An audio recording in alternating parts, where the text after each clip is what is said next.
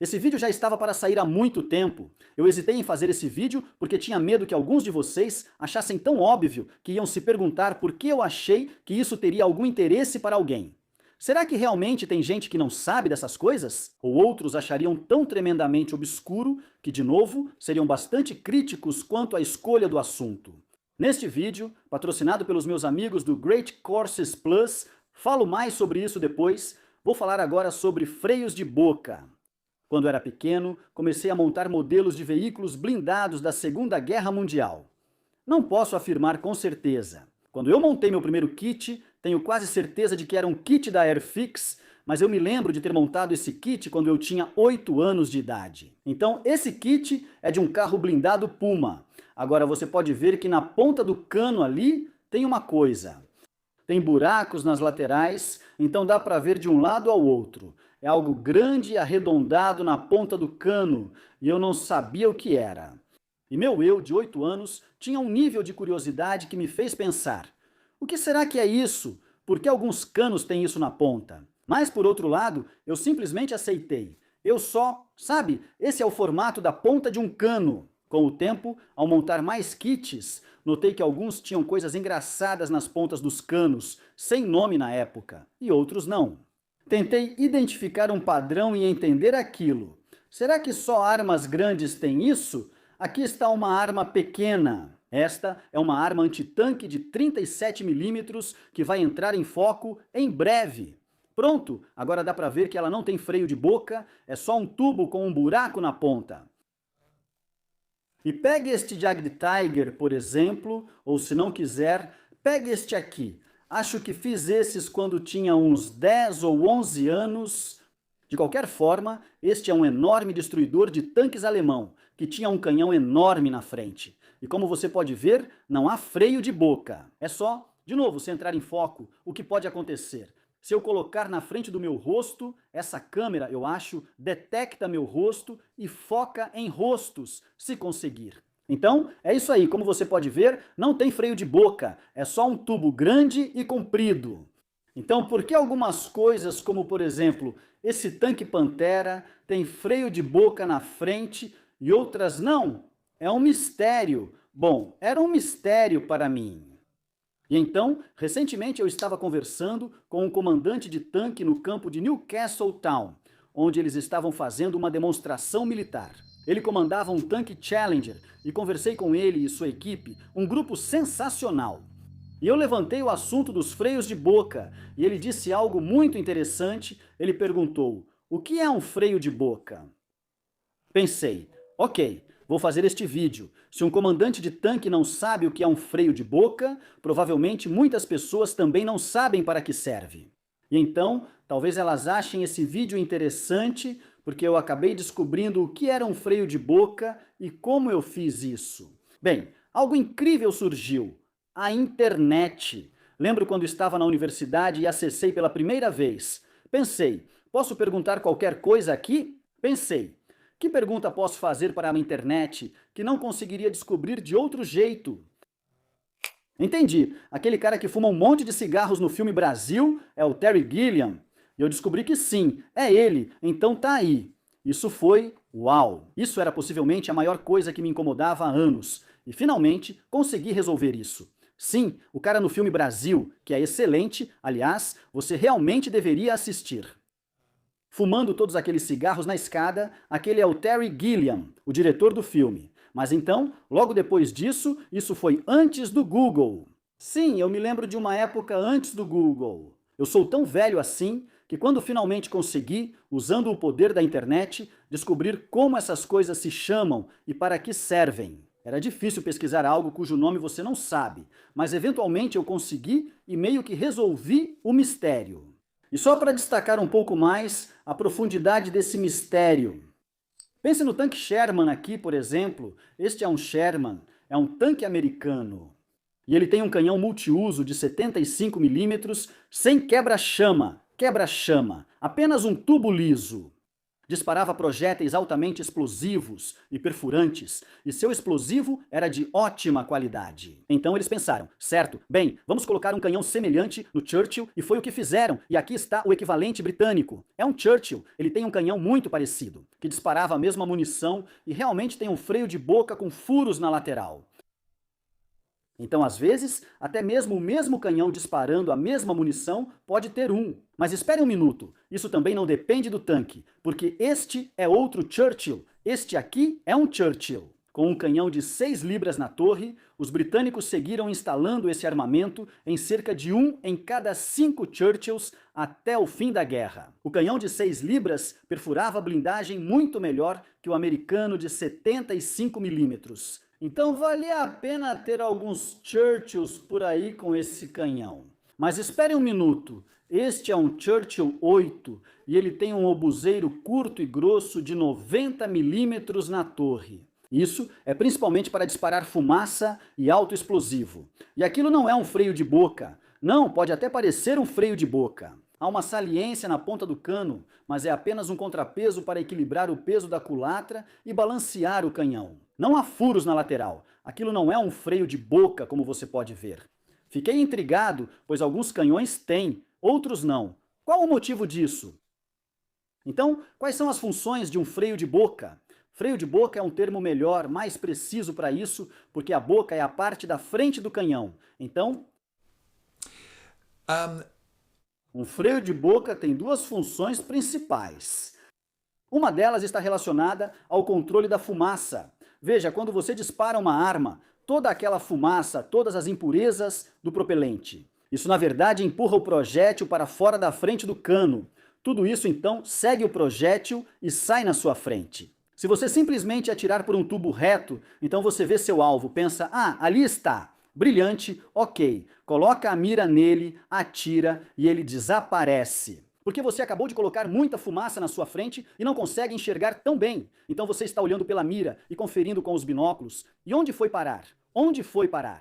E sim, na maioria das vezes a fumaça não era tão ruim. E nos tanques, normalmente você conseguia dar um segundo tiro útil, mas às vezes era um problema. E disparar muita fumaça na frente de um canhão obscurece o alvo. Enquanto o freio de boca direciona-se a fumaça para os lados, dando uma visão muito mais clara à sua frente, então essa é uma grande vantagem do freio de boca. Freio de boca, fico falando freio de cano. E se você tem artilharia que aponta seus canhões direto para o céu, então talvez queira controlar a fumaça para que ela vá para os lados, assim você não revela sua posição para o inimigo. Observadores que podem estar muito, muito longe, que só veem pequenas nuvens de fumaça lá longe contra aquela floresta escura ou algo assim, e eles conseguem identificar. E assim, talvez você revele sua posição se não tiver um quebra-chamas no cano. Então, o controle da fumaça é um dos motivos. O outro motivo é o recuo. Veja, se você tem um tubo, então tudo que vai por esse tubo, o projétil e tudo mais, a explosão dos gases cria uma reação igual e oposta, física newtoniana. E você tem o recuo. Então quando você dispara a arma, ela faz cabum e volta para dentro da torre do veículo em que você está. Então, se você tem uma torre bem pequena e uma arma bem potente, isso vai ter um baita coice. Então o que vai acontecer é que a culatra, se você não tiver um freio de boca no cano, ela vai recuar e bater na parte de trás da torre. Obviamente, antes de construírem a torre, eles calcularam o comprimento do recuo e então construíram a torre de acordo com isso. Imagine ter um tanque com uma torre de certo tamanho e não poder aumentá-la. Se o recuo for alto, não será possível instalar o canhão na torre, mas um freio de boca na ponta reduz o recuo. O bloco de culatra não vai recuar tanto e talvez você consiga colocar esse canhão na torre desse veículo. Então esse é outro motivo para você diminuir o recuo. E diminuir o recuo é bom por outros motivos. É bom para na tripulação. Conforto, por exemplo, o veículo inteiro não balança tão violentamente sobre a suspensão. E talvez o seu segundo disparo seja um pouco mais preciso porque você não sacudiu o veículo inteiro e não desalinhou tanto a mira. Então você não precisa compensar e reajustar o canhão. Então isso é bom para a precisão e possivelmente um pouco bom para a cadência de tiro, é bom para a visão do alvo, então isso torna o canhão melhor. E é assim que funciona. O furioso tumulto de gases em expansão e fumaça que faz o projétil disparar para cima. O cano é liberado justamente quando a parte de trás do projétil sai do final do cano, mas ainda está dentro do freio de boca. Então o gás, que é liberado e avança em altíssima velocidade, atinge as laterais do freio de boca e empurra contra elas. E é direcionado para fora, transferindo uma enorme quantidade de força para a frente na extremidade do cano, contrariando o recuo da arma. Então, se você não tiver um freio de boca, tudo simplesmente sai voando pela frente.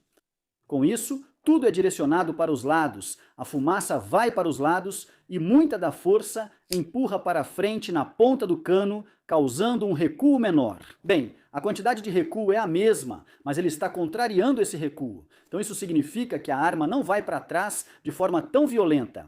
E você pode colocar uma arma maior em uma torre menor e não tem aquele impacto violento que toda a tripulação sente. Então isso é melhor, certo? Vou comentar se isso é melhor ou não em breve, mas antes preciso falar sobre o meu tipo. Patrocinadores. Sim, The Great Courses Plus. The Great Courses Plus é um site enorme. Você pode visitá-lo e lá você pode ver muitos e muitos cursos em vídeo. Encontrei um exemplo interessante sobre paleontologia. Tenho diploma em arqueologia e muitos dizem: nossa, arqueologia é interessante, fale sobre o estegossauro. Não, isso é paleontologia. Eu fiz arqueologia, que é escavar vestígios do passado humano, mas acho que está relacionado e todos gostamos de dinossauros, certo? Só que esse curso é mais sério. Não é só sobre coisas famosas como o brontossauro. O brontossauro realmente existiu? E o estegossauro, o ceratops chinês, o tiranossauro rex e outros. Em vez disso, é mais acadêmico e, para mim, mais interessante assim. Fala sobre como fósseis são formados, descobertos e interpretados, entre outros aspectos. E passa por todas as eras importantes, eras geológicas, muitas das quais antecedem o Tiranossauro Rex por muitos milhões de anos. De qualquer forma, eu vou dar uma olhada nesse, mas você, é claro, pode escolher entre muitos e muitos cursos, e por um mês você pode fazer isso totalmente de graça. Se você digitar este endereço que está aparecendo na sua tela agora, www.thegreatcoursesplus.com. digite Lindbeige, então isso vai te levar para uma oferta. Na verdade, é muito mais fácil, aliás, clicar no link que eu vou colocar na descrição. É um link curto e você só clica nele e pronto, você já está lá. Muito mais fácil. E você vai ver que pode ganhar um mês grátis para assistir a qualquer um dos cursos que quiser dar uma olhada. Normalmente, há cerca de 24 aulas em um curso, e cada uma tem cerca de meia hora de duração. Então, são 12 horas por curso de conteúdo. E se você não gostar, no final do mês, pode decidir que não é para você. Tudo o que você precisa fazer é cancelar, e então não vai dever nada. Então é isso, por que não experimentar os grandes cursos? Além disso, dê uma olhada, e espero que você goste mesmo assim. Voltando aos freios de boca, você pode pensar, eles são ótimos, controlam a fumaça e reduzem o recuo. Isso é realmente muito bom. Então todas as armas claramente vão ter freios de boca. Na verdade, há vários motivos para não usar freio de boca. Se você olhar para os tanques de batalha principais modernos, como às vezes são chamados, os Challengers, os Leopards e os Abrahams, e assim por diante, nenhum deles tem freio de boca. O motivo para isso é que eles usam tipos de munição com os quais o freio de boca interfere. Agora, isso na verdade foi um problema que os britânicos tiveram durante a Segunda Guerra Mundial, com o Firefly. Agora, o Firefly era extremamente poderoso. Já mencionei antes, ele tinha um ótimo canhão de 17 libras, mas os britânicos desenvolveram algo chamado munição Discarding Sabot, que era incrivelmente poderosa e fazia um buraco direto em um Tiger. Mas o funcionamento dela era assim. Tinha uma jaqueta externa e um núcleo interno de um material muito, muito duro, como tungstênio. E como a jaqueta externa deixava o projétil maior para caber no cano, você tinha muito gás empurrando contra essa grande área seccional na parte de trás do projétil, dando um enorme impulso pelo cano. E então, quando era liberado na saída, a jaqueta externa se desprendia, reduzindo a resistência do ar. e o pequeno e fino projétil que estava lá dentro voaria a uma velocidade estupenda, indo em direção ao alvo e talvez até atravessando-o.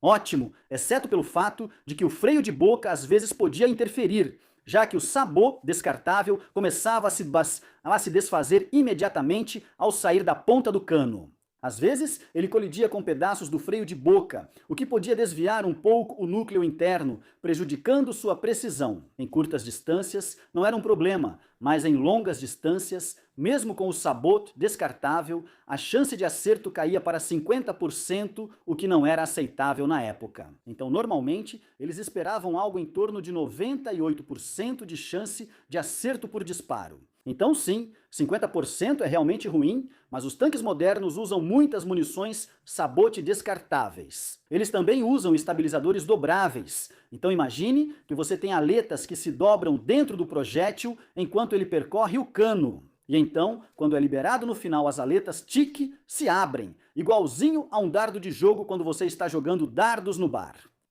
Guiam o projétil até o alvo e novamente essas aletas e o moderno sabot descartável.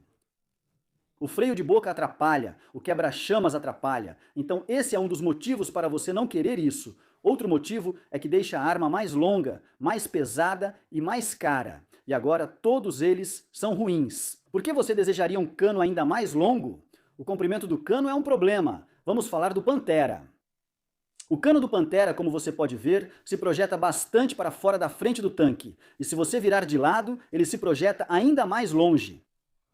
Então, se você quiser camuflar seu Pantera colocando-o na floresta, bem, isso é ótimo, mas aí, quando você tentar girar a torre na floresta, é quase certo que vai bater em uma árvore. E assim, você não consegue realmente apontar o canhão do jeito que gostaria. Isso era um grande problema se você estivesse em um Pantera, mas se estivesse em um Churchill, não era problema, porque o cano do Churchill não se projetava para fora da frente do tanque. Você podia entrar na floresta, derrubar uma árvore e girar a torre como quisesse, atirando do modo que preferisse.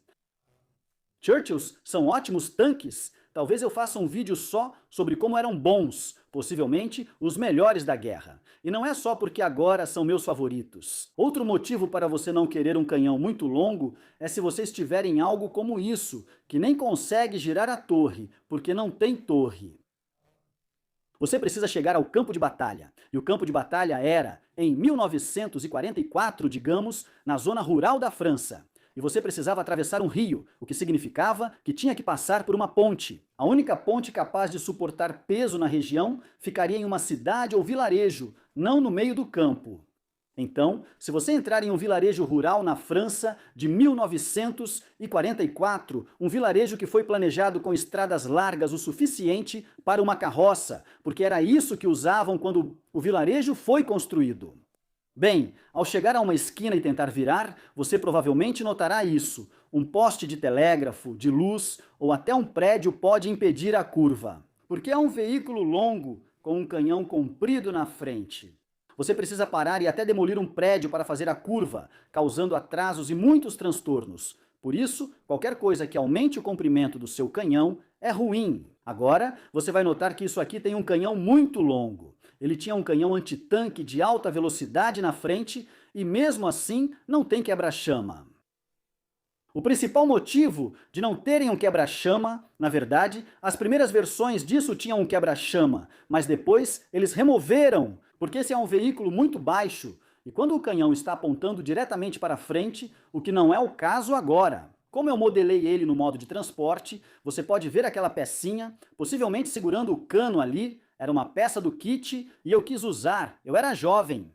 Mas de qualquer forma, o cano fica a apenas cerca de 1 metro do chão, o que significa que quando você dispara, ele está tão perto do solo que tende a levantar uma quantidade enorme de poeira, o que cegava a tripulação. Na verdade, pior do que não ter freio de boca, eles removeram porque o canhão era muito baixo. Agora, esse jato lateral podia ser realmente bastante forte.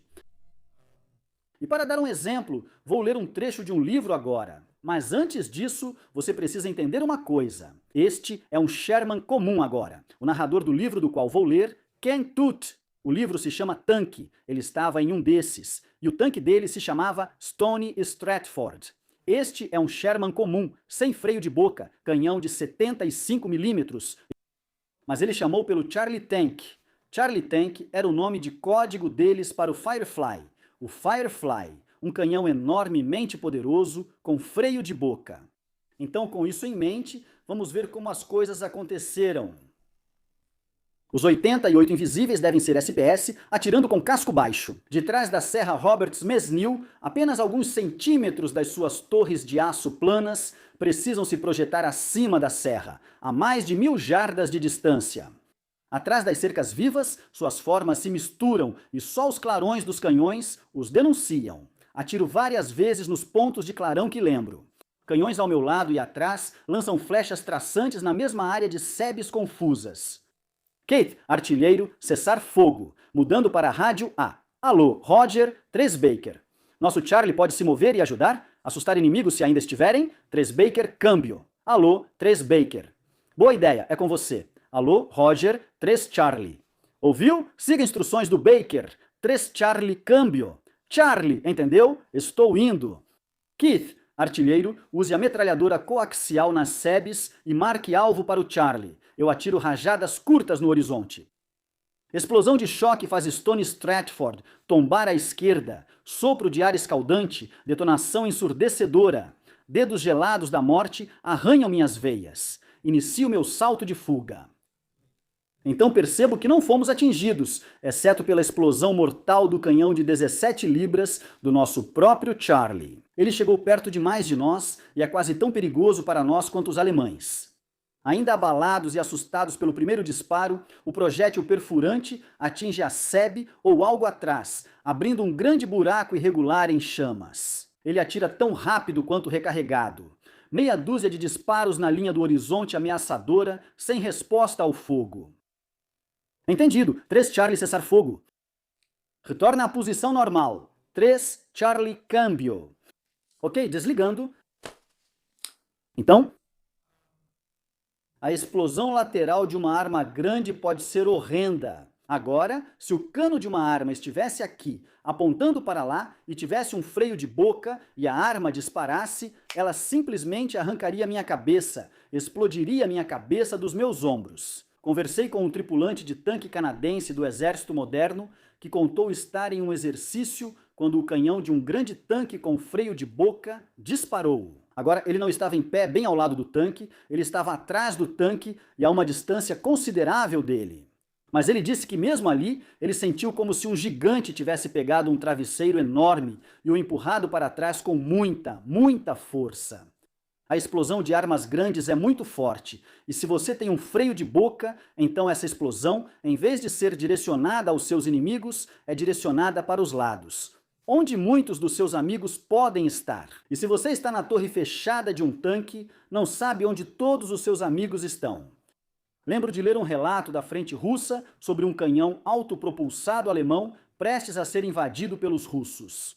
Eles corriam em direção a ele pela frente e, sem conseguir mirar a metralhadora, só restou disparar o armamento principal, mesmo sabendo que não acertariam. O projétil passou zunindo por todos os russos, sem acertar nenhum deles, mas a explosão fez o trabalho. Eles conseguiram escapar porque, nas palavras do relatório militar escrito na época, o inimigo não tinha condições de prosseguir.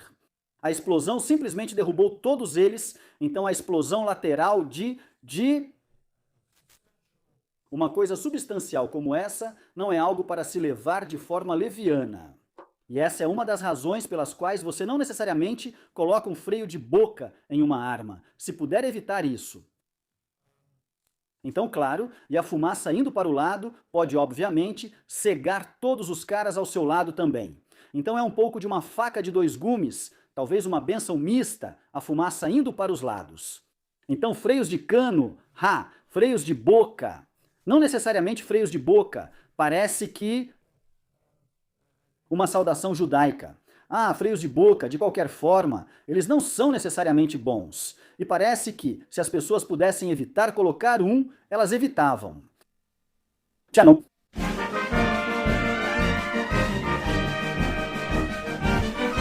Lindy Baix.